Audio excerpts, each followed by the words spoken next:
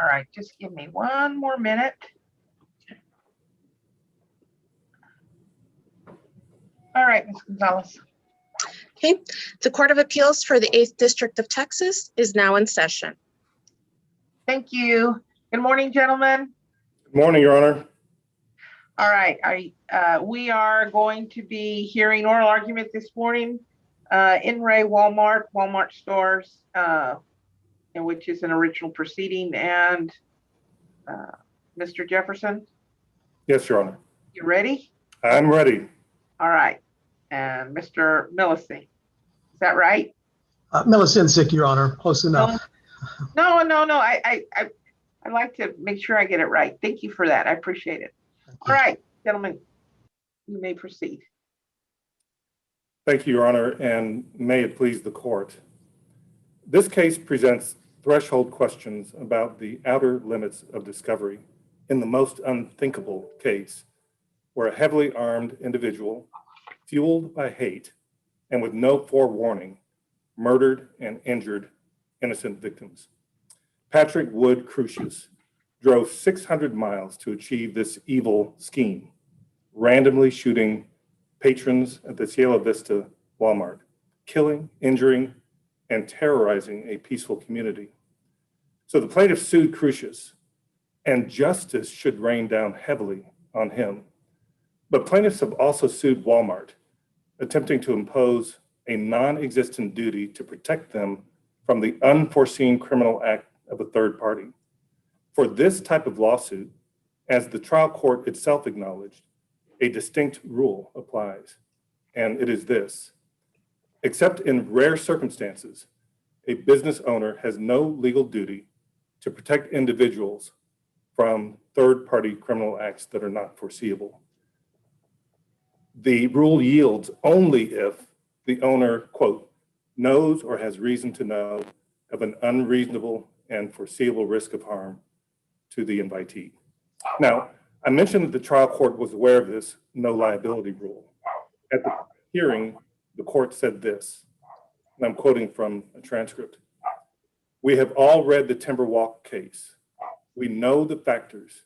And as I stated before, this is a case where we're not going to have any situation similar and close to our area.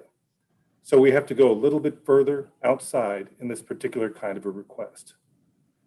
But under Timberwalk, frequency, similarity, proximity, these factors are the law. And under Timberwalk, for a crime to be foreseeable, there must be evidence of known, frequent, similar crimes committed in close proximity and time to the premises at issue. And these same limitations apply to discovery.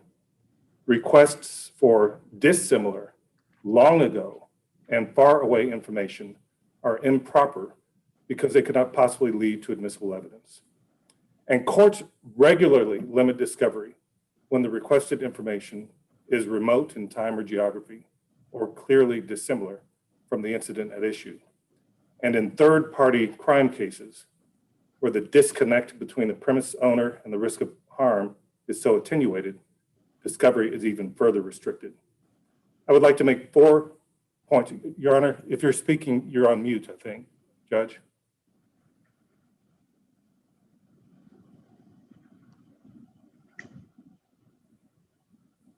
I'm sorry, I can't.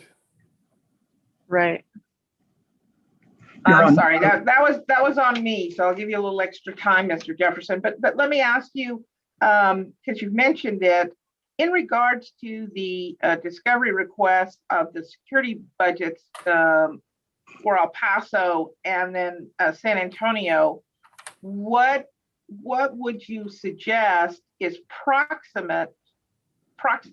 is close enough for comparison, or is it your position that there shouldn't be any other location that could be comparable to the El Paso security budget? Thank you for that question, Your Honor. And I think I would like to start by saying that Walmart has indeed, since the trial court's order here, provided security budgets for the Cielo Vista Walmart from 2014 to 2019. It has produced security contracts, invoices, and spreadsheets illustrating historic security costs at the Cielo Vista Walmart. But El Paso County covers a territory of more than 2,000 square miles, more than a 1 mile radius. And San Antonio is over 500 miles away. And the typical window of providing discovery is a 2-year window in a case like this. The trial court ordered this information discoverable, nevertheless, but only on the basis that there was no similar crime. So it's exactly the opposite of what Timberwalk.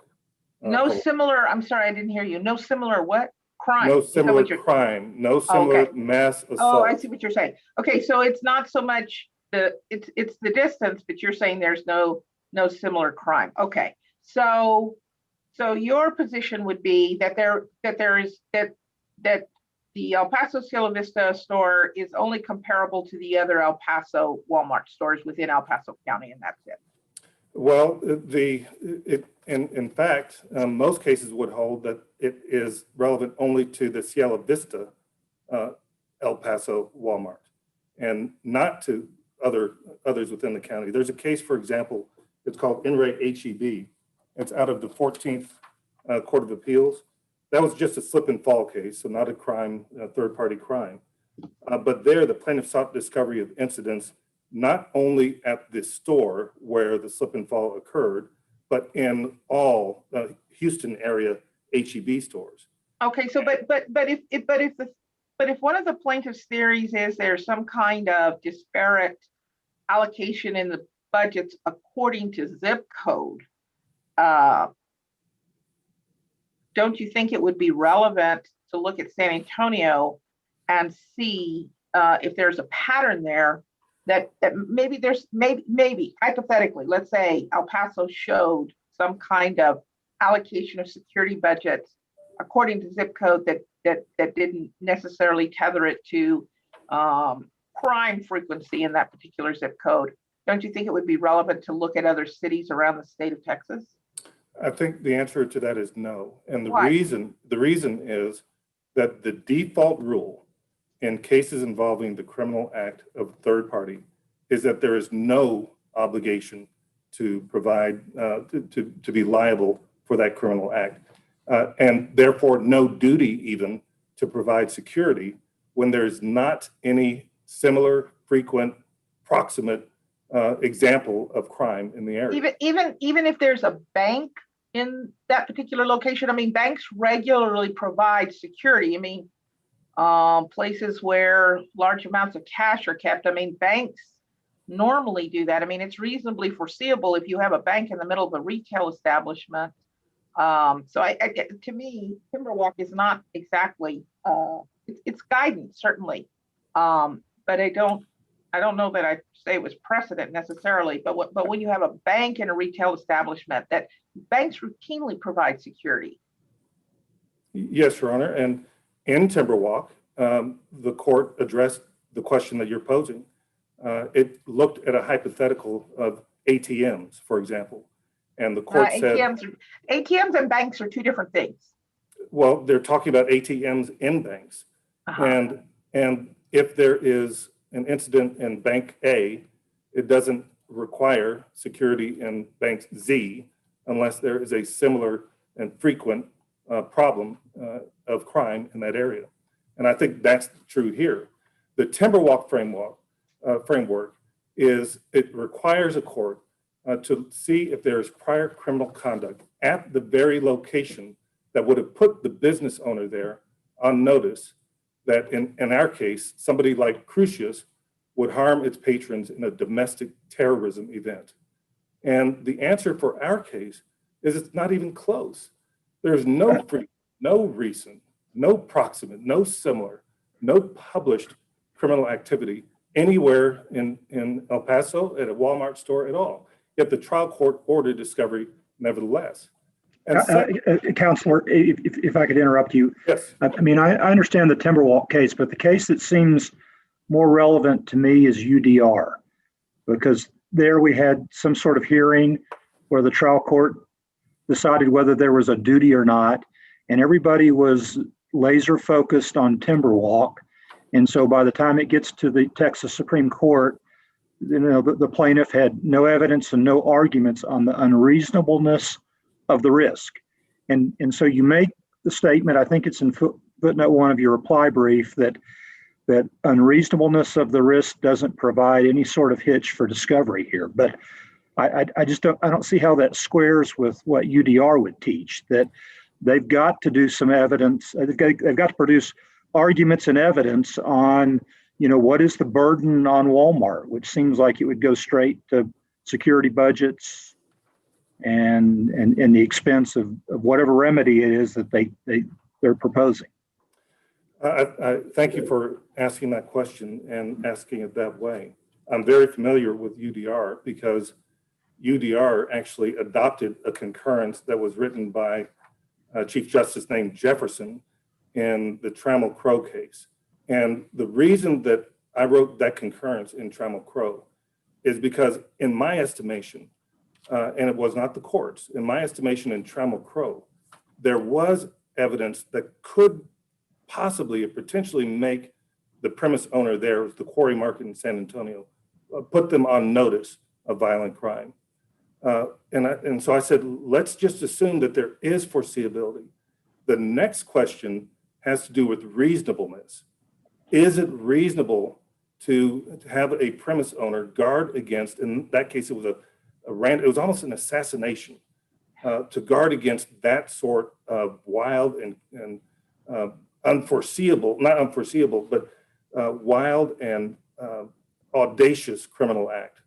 And there, I said the duty would overwhelm our society. You couldn't have a free society if every business owner had to provide a military state. So that was the two things. In UDR, the court recognized and adopted that concurrence and said, no, there are two, Timberwalk has two issues. One is foreseeability, but there's another one, and that is whether the risk that the premise owner must undertake to prevent a crime is too high, too much of a burden in a free society. In this case, we are focusing on foreseeability because well, I understand you're focusing on foreseeability, yes, but the plaintiffs, they've got to develop evidence of foreseeability and unreasonableness and breach if there is a duty, and damages because they're potentially exposed to you at some point filing a no evidence motion for summary judgment on any one of those elements. And so I guess, we're not here on a summary judgment. no, We're not deciding the duty. We're just deciding whether they're entitled to develop evidence to get ready for what I assume at some point coming down the road is going to be a summary judgment. So I take your Honor's point, but my point is that if the incident is not foreseeable, then it doesn't matter what the requirements of security would be because there is no duty. The duty doesn't. Mr. Jefferson, isn't that getting a little bit of the cart before the horse? Because I think that argument really goes to maybe more to your summary judgment motion or what we anticipate, as opposed to saying there's no duty, so therefore you're not entitled to any discovery because there's no duty, and so you're not entitled to discovery on duty. I'm not saying that they're not entitled to discovery on duty. I'm saying that they're not entitled to the wide-ranging discovery that they're seeking here. The greatest example of this is the Walmart case, Kmart, I'm sorry.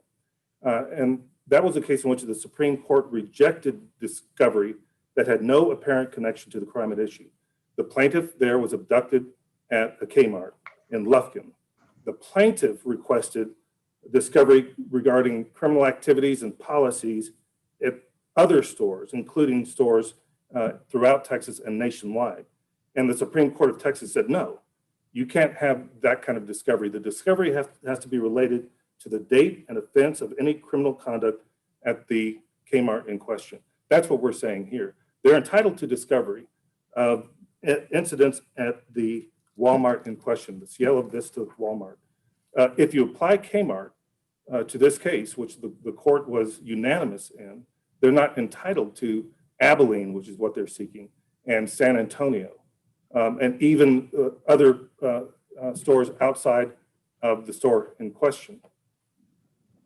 So it's limited. The discovery has to be limited. And to not limit it is an abuse of discretion. And then the third thing that I would like to mention is the plaintiffs rely on Del Lago, but this is not a Del Lago case. The court there held that a bar owner owed its patrons a duty when it was on site and witnessed increasingly heated, bellicose, intoxicated altercations over a 90-minute period before what was clearly an inevitable fight broke out.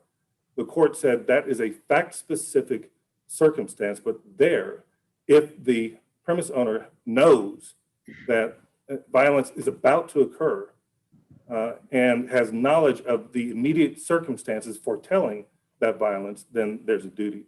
But here, again, as the court recognized, the trial court recognized, and I think even the plaintiffs recognized, this was an unprecedented domestic terrorism event that no one could have foreseen, including Walmart. And so the discovery is limited to what happens at this Walmart and can't go beyond. And there's no duty under Del Lago, and there's no duty under Timberwalk. And Justice Alley, I would say that we would reach the question of whether security was adequate, or what form of security that would take if there is a duty to provide protection from domestic terrorism.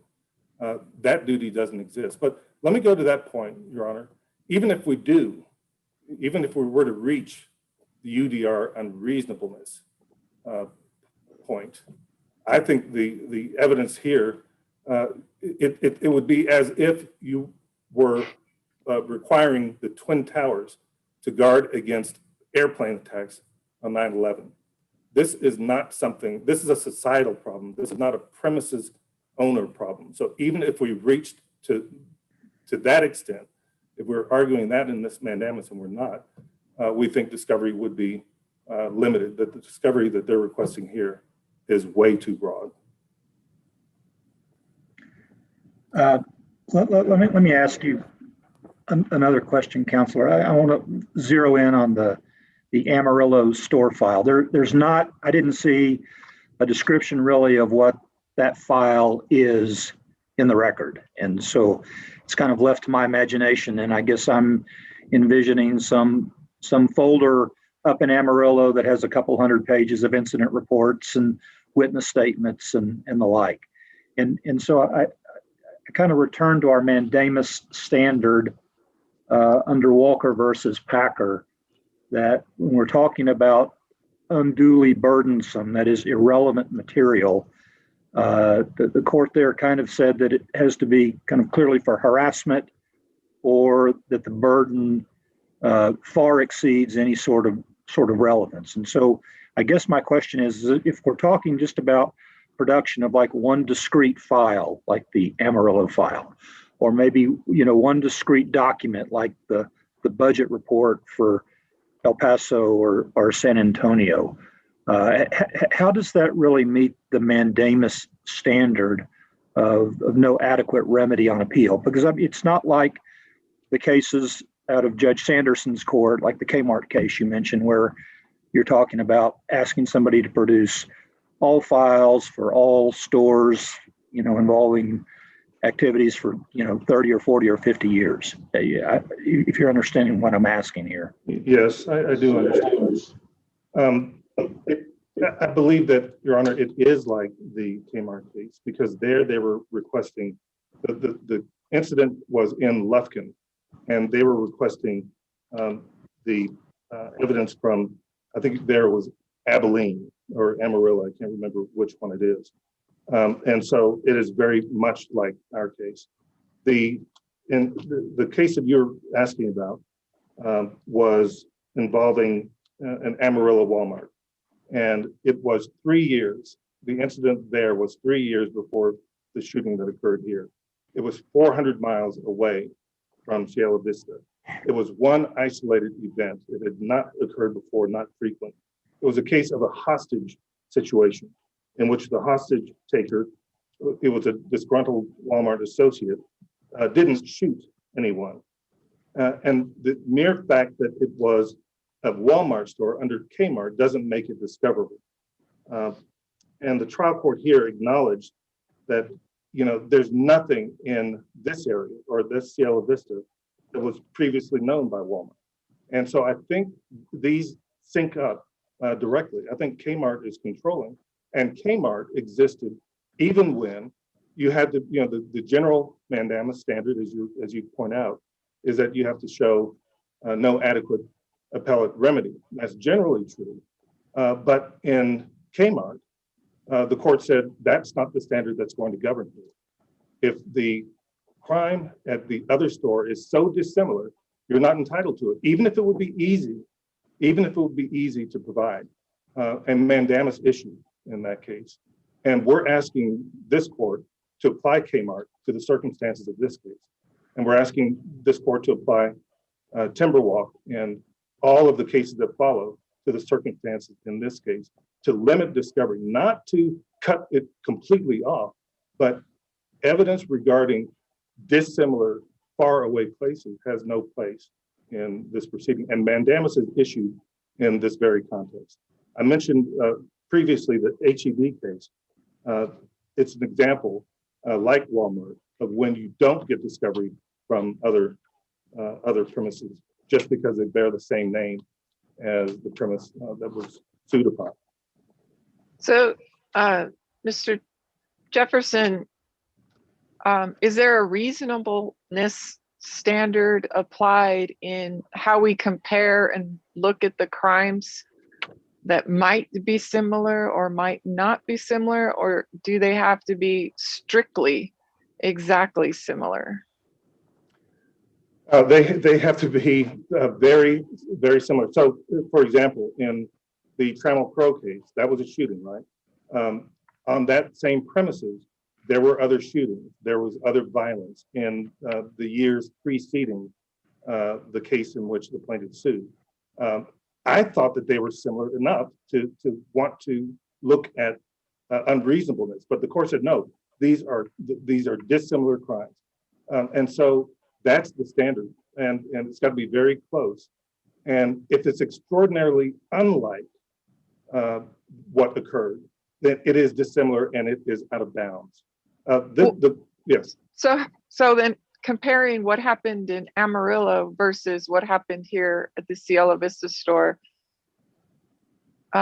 what makes them so distinct from each other? It's for the same reason. So let me just, if I can, give you the example of Timberwalk.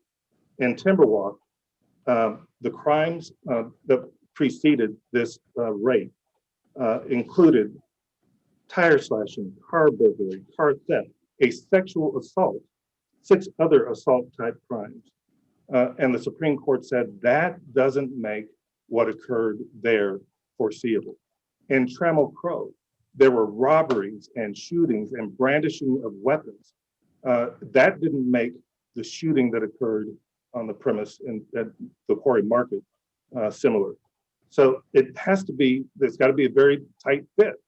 And here we know it's not a tight fit because what happened in Abilene was not anything close to what happened here.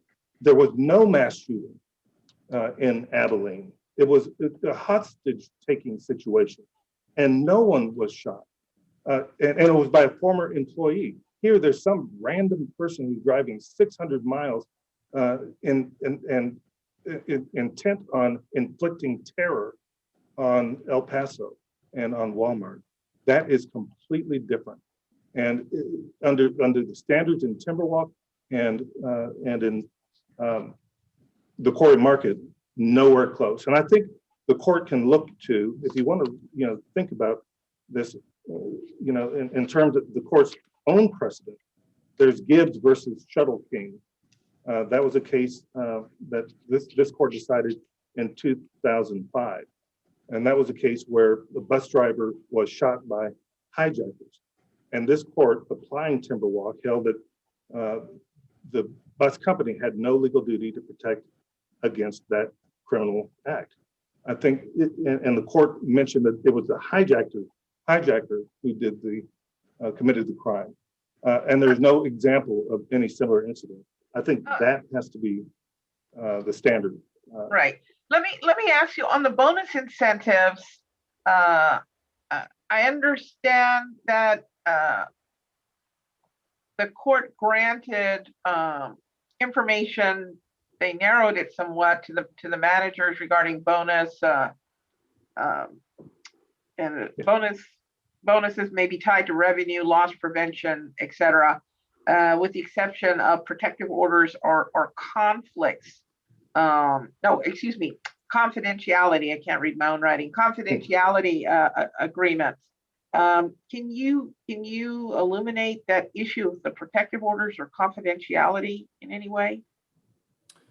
Well, you're right that the bonus and incentive program was requested, and they wanted to know how they related to revenue, income, profits, or loss prevention.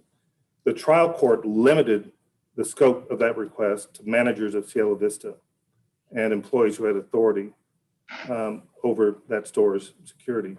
But our point with that is that incentive programs or bonuses have no bearing. They don't tell us anything about whether Walmart should have been on notice of terrorism. And if it doesn't relate to that, then it is improper to get it. Even if there were a confidentiality agreement, it's still subject to the Timberwalk objections. Chief, if I could ask one follow-up question on that. I just need to understand, Counselor, the trial court kind of contemplated that there might be additional objections. And are the additional objections just marking the documents confidential so that they're subject to a protective order between the parties? Or are the additional objections something that the trial court might sustain and the material would never be produced to anybody? Well, the trial court wasn't clear on that. And so I don't know the answer to that question.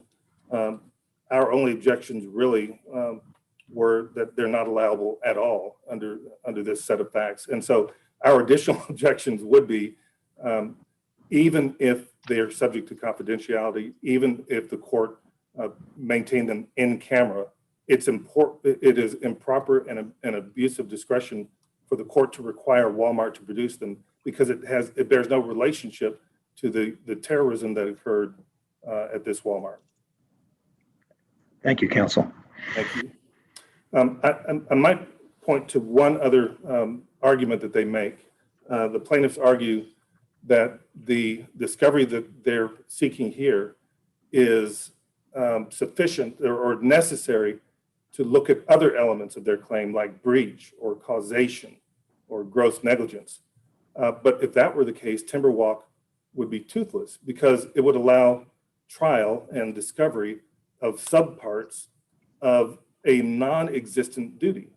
I think we should always bear in mind that the default rule in Texas, and it's existed for a long time, is that there is no obligation of a premise owner to provide security unless there's evidence of frequent and nearby and very similar activity. Otherwise, you don't have to have security, and that's the default rule. And if that rule is applied, that means there's no duty. And if there's no duty, there can be no breach, and there can be no gross negligence because the duty is the threshold issue. So for all of these reasons, we ask the court to vacate the trial court's order that the trial court itself said exceeded the Timberwalk factors and apply Timberwalk and Kmart and grant mandamus relief. And if there are no further questions at this point, I'll reserve the balance of my time for rebuttal. Thank you.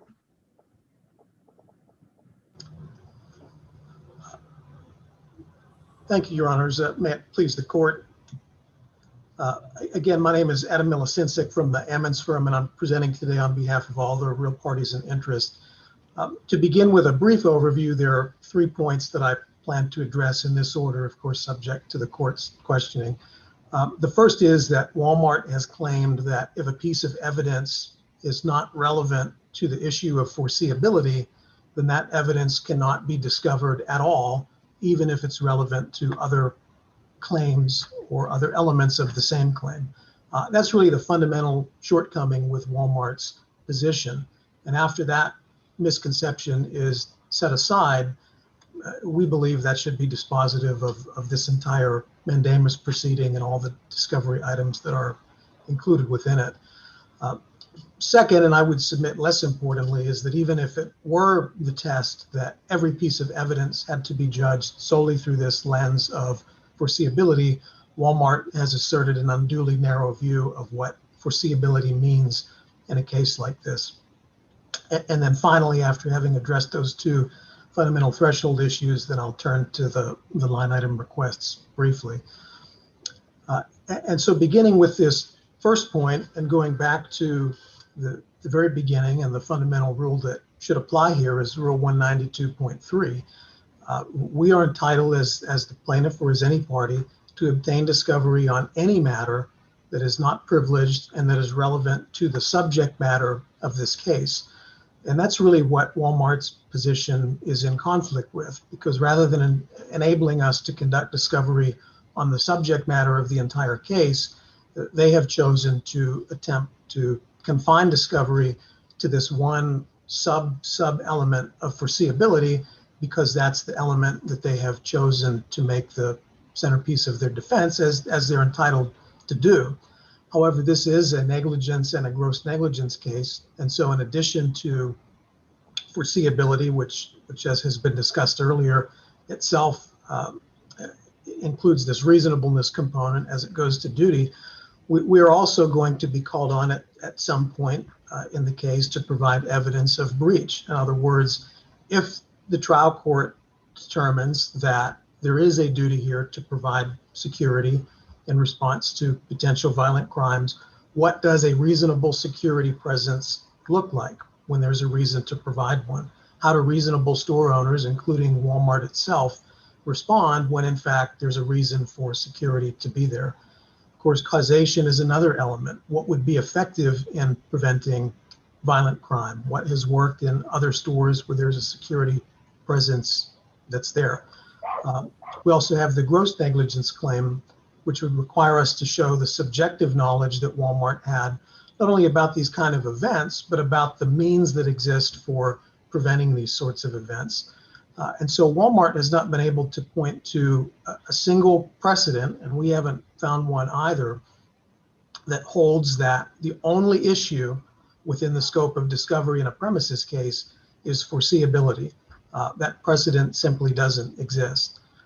What Walmart is advocating here would be a completely new law that says that foreseeability is the only issue within the scope of discovery. And of course, the trial court could not have abused its discretion by failing to apply a standard that no Texas court has ever advocated or required before.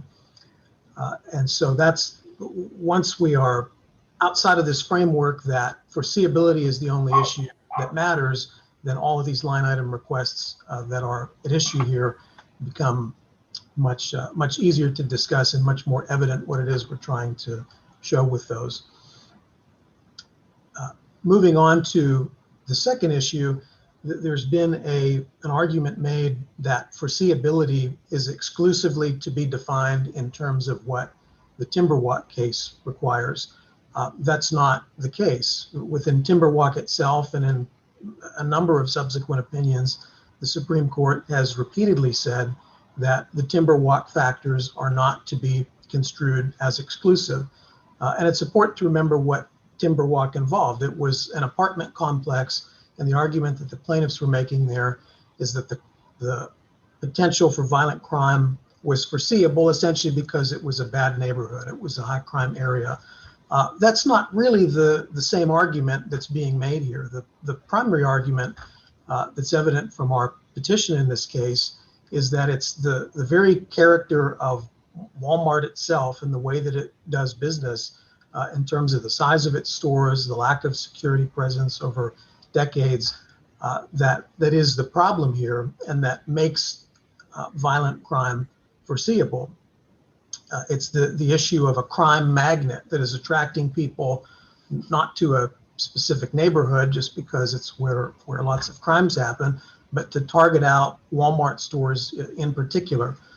And so there is a pathway to foreseeability that has nothing to do with other crimes in the neighborhood, and that has to do with the nature of the business. The nature and character of the premises can be a factor that makes criminal activity more foreseeable, according to Del Lago, which also states that the Timberwalk factors are not the only reason that foreseeability could be found to exist.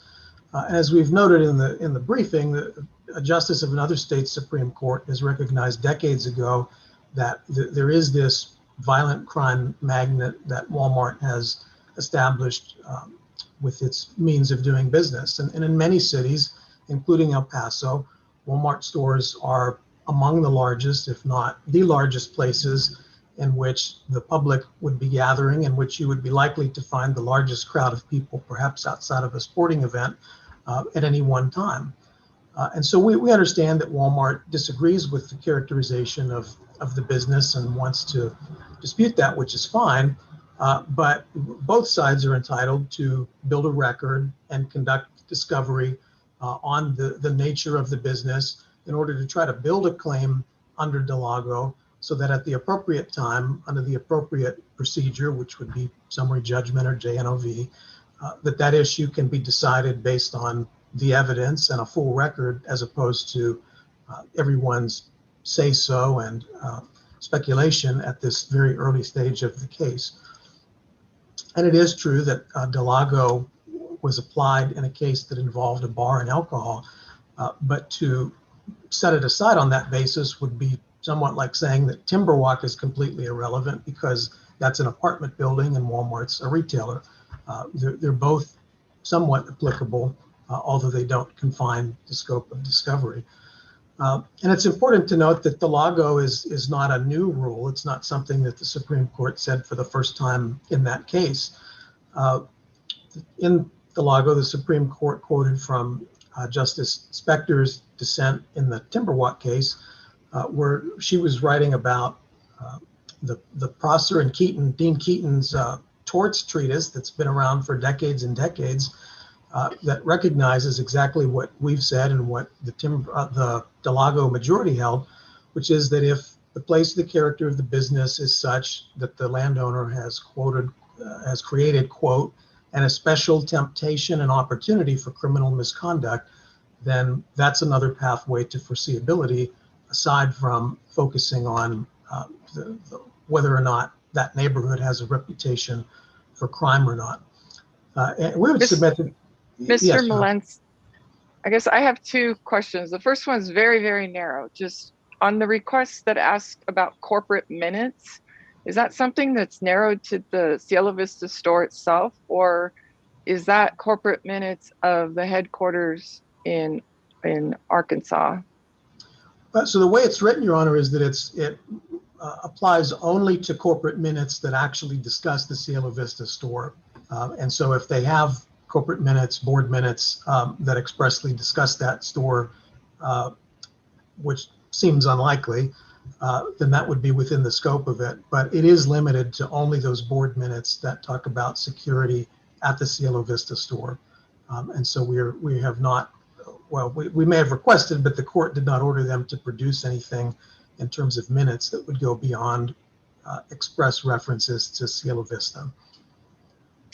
Okay, and then secondly, regarding the information about prior criminal activity, would some of that information just be public record that could be obtained by just a records request to the local law enforcement, and does that also impact whether or not the information is discoverable? Because also Walmart certainly would have knowledge of any of these criminal complaints. Right. So, Your Honor, to some extent, it is possible to obtain geographic police reports through expert services and other ways that it can be obtained. Various police departments handle it differently in terms of what's redacted and what's not, but there is some information that's publicly available. The issue there then becomes that if and when we do obtain those public reports, then Walmart's argument will turn to the factor 5 of the timber walk test, which is publicity and whether or not they actually subjectively had awareness of this crime having occurred or not. And so at least on that specific issue, if we were looking for evidence of other crimes, and that's what the request pertained to, then it certainly is important from our perspective that we'd be able to obtain evidence that would show whether or not they had actual subjective awareness of it or not. And so the public record availability, while it's somewhat helpful, would still probably not get us over all 5 of the hurdles that they're going to raise in their summary judgment motion. Counselor, if I may, one of your requests asks for policy changes that are occasioned by crimes other than shoplifting in Walmart stores within a date range. So I guess one concern is that you could have all sorts of crimes that might occur in a Walmart store. I mean, you might have check kiting, you might have, some of these gift card abuses, you might have white collar crime or embezzlement or something like that. Why would any of that information be relevant to any of the elements of the claim that you're trying to develop? I don't think that any of the examples that Your Honor just provided would be relevant, and that's not really what we were intending to seek, and at least in our mind, don't construe the trial court as having ordered that. What we're interested in is examples of previous violent crime, which both the Timberwalk case itself as well as the FBI have defined in a fairly specific way. And Timberwalk, for example, the court said that the prior crimes need not be identical, and they recognized that a string of assaults and robberies, for example, would make the risk of other violent crimes like murder and rape more foreseeable. And so really what we're looking for are assaults, robbery, crimes involving someone's person, crimes involving a gun that would fit within the FBI definition of violent crime. And so I construe the trial court's order as only having ordered that, but to the extent that that's vague or ambiguous, we certainly don't oppose that clarification being made, because I frankly don't have any interest in our team having to sift through a stack of documents about check fraud or other things either that would be of no benefit to us. And you have another request that asks for information about Black Friday, and I have to admit I have never been in a store on Black Friday and have no intent to, but it seems like it's kind of a different situation in that you have lots of people trying to get a few items, and so it's more of a crowd control concern and keeping people from cutting in line as opposed to something that happened here. Can you explain to me why the Black Friday information is at all relevant to this case? Yes, Your Honor. So the crime here occurred on tax-free weekend, when a lot of parents are doing their back-to-school shopping because it is tax-free. And so like Black Friday, that tends to be one of the highest traffic weekends for retailers, at least here in Texas. And so the comparison that we were making is between tax-free weekend, a very high traffic shopping day, one of the highest, and Black Friday, which is the other highest traffic day that Walmart would have in its stores. And so what we've requested preliminarily there is simply the customer count for those 2 days so that we can understand is there a similarity or not. If Black Friday has 100,000 people and tax-free weekend has 3,000 people, I don't believe that's the case, but the first thing that we've asked for is simply those numbers limited to the Cielo Vista store only, so that we can determine whether or not it's a comparison that makes sense upon further inquiry at face value, because those are the two busiest weekends that are evident to us as members of the public, it makes sense. And then the second piece of what we're looking for there is goes to the issue of breach of a duty, which is when there's a reason for Walmart to have security at this exact store, Cielo Vista, what does a security presence look like? How many officers? Where are they stationed? Are they armed or not? Are they off-duty police? How much is this costing Walmart? And so that we can make an assessment, if a duty exists, what does a reasonable security presence look like? And I would point the court here to the Delago case again, because after their discussion of foreseeability in the Delago case, there's a separate section that talks about evidence of whether there was a breach that occurred or not. And so one of the things that the Supreme Court looked at there were other days, and in that case, it was a resort, what their habit and practice had been as far as security presence in the months and days and weeks and really years, I think, in that case, prior to the incident in question. And so to answer this question of what would a reasonable retailer do to provide security when there's a duty to do that, we believe that Walmart's own history of security measures in that store is at least reasonably calculated to provide some of the best evidence on that issue. The last request that we're dealing with is third-party reports. That is some entities, I guess, that provide information on different security measures. The request, as I looked at it, did not seem to have any date range on it at all. And so that kind of made me think of the In re Deer case from the Supreme Court, where they said the material is relevant, but without a date range, it becomes overbroad. What would your response to that be? So this was the dispute number 16 in the trial court's order. And I don't recall what our date request was. There may not have been one in the request, but what the court ordered was that documents that Walmart had in its possession as of August 3rd, 2019. I will say that on I believe every request, the court had imposed a 4-year window from August 2015, or I think in one case he said 2014, but there was no instance in which he authorized anything going back earlier than 5 years. And so at least as I infer it, it refers to anything that they had in their hands as of August 3rd, 2019.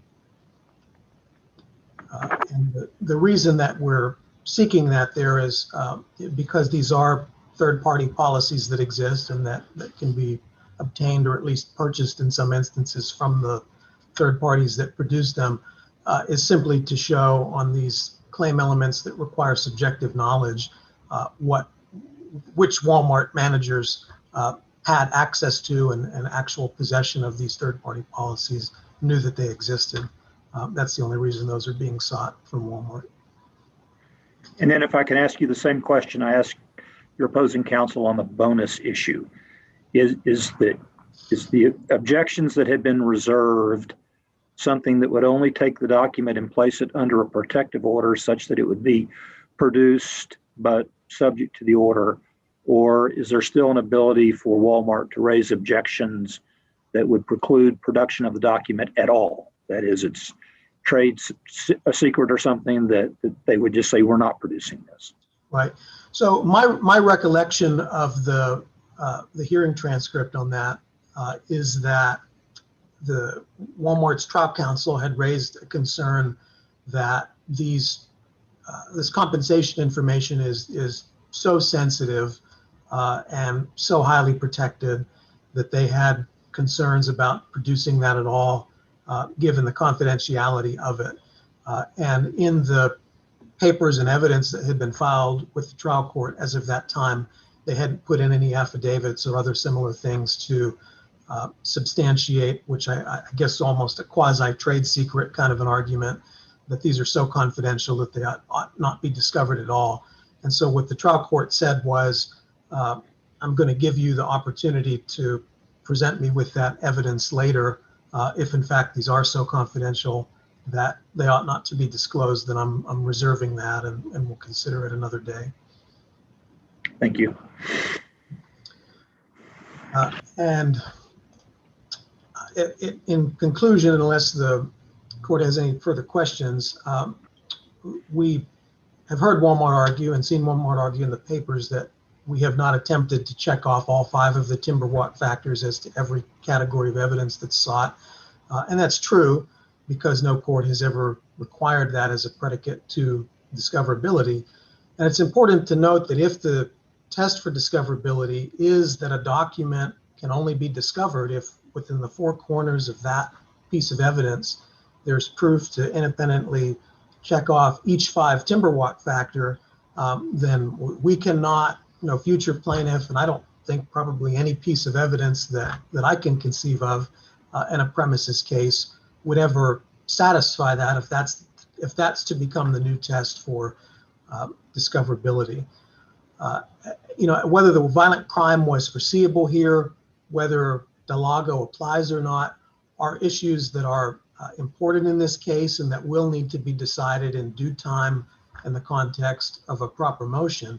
But that should happen for the benefit of both parties, and I would imagine for the court, with a full evidentiary record in response to a summary judgment motion, JNOV, et cetera, as opposed to in this context, which is a discovery dispute in which Walmart is attempting to put the cart before the horse by arguing that because according to their say-so, there's no duty, that we shouldn't be able to get evidence on any of the other claim elements. Of course, we only get one discovery process that covers the whole subject matter of the case.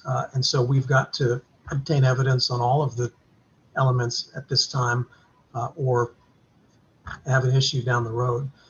And because at this discovery stage, it's the subject matter and not the sub element of foreseeability that defines discoverability, the trial court did act within its proper discretion. And unless the court has further questions, I'll yield the balance of my time.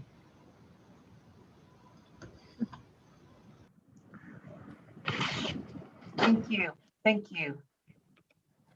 So, Your Honor, just a very quick rebuttal. The counsel said that we have cited no case that has ever held what Walmart is advancing here, and that there simply is no precedent for our position. But Kmart is precedent, and it is exactly on point. It's a case of a criminal act at a Kmart in Lufkin, and the plaintiff requested, as the plaintiff is requesting here, wide-ranging discovery, not only for Lufkin, but all properties owned and managed by Kmart in Texas and nationwide. The Supreme Court of Texas refused discovery, even though 192.3 existed at the time the court issued its opinion. It refused discovery because, quote, the likelihood that criminal conduct on the parking lot of a Kmart store in El Paso or Amarillo, as long as 7 years before the incident, will have even a minuscule bearing on this case is far too small to justify discovery. And that's exactly on point. So evidence of what happens in San Antonio 500 miles away or in Abilene 500 miles away has no bearing on this case. There is precedent. With respect to Del Lago, we say Del Lago does not control here. That was a case in which the court said the duty arose, quote, not because of prior similar conduct, but because it was aware of an unreasonable risk of harm at that bar that very night. That's why the court held that there was a duty. And the court said we are not expanding the doctrine of liability for criminal acts of third party.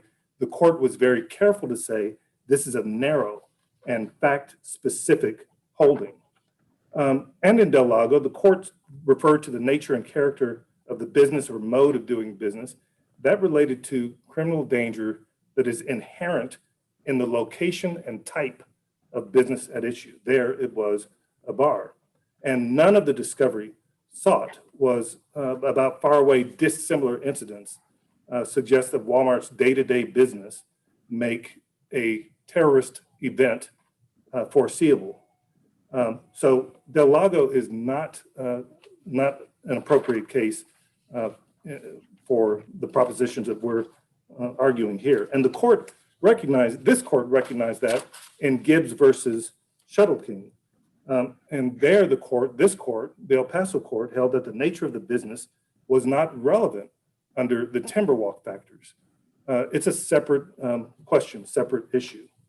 With respect to Black Friday, Walmart has produced evidence of violent, anything that is close to violent crimes at the Cielo Vista market.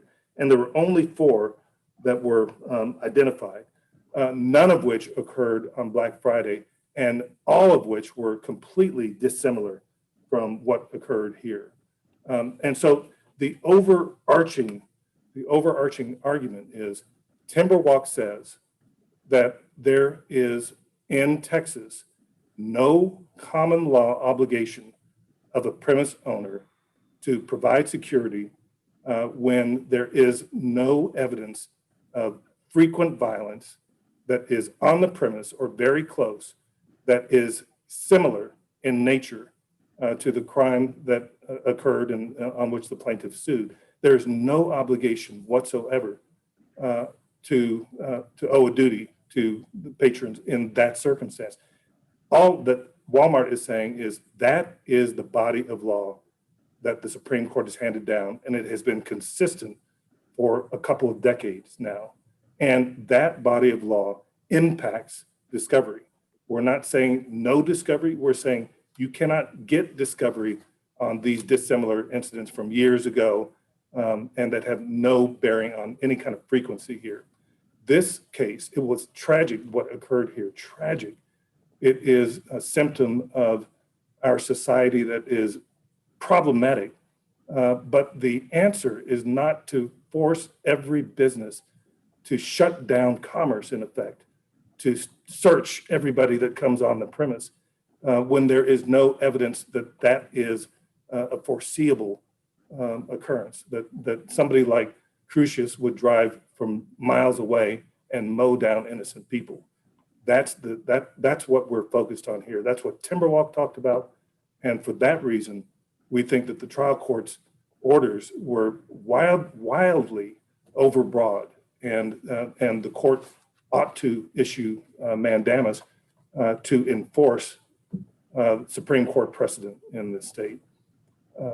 And unless the court has any further questions, we ask that the court to issue the writ of mandamus and compel the trial court to vacate the order at issue.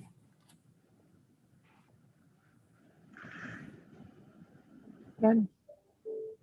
No questions, none here. All right, thank you very much for your arguments, gentlemen. You have made this a difficult case for us, but like I tell a lot of the lawyers, that's what good lawyers do. And so we appreciate your discussion with us this morning. It's been illuminating. And this case will be submitted today on the basis of your excellent oral arguments and your briefs. Thank you so much. Thank you. And we thank you, Thank you. Judge, and thank the court. And thank you, counsel.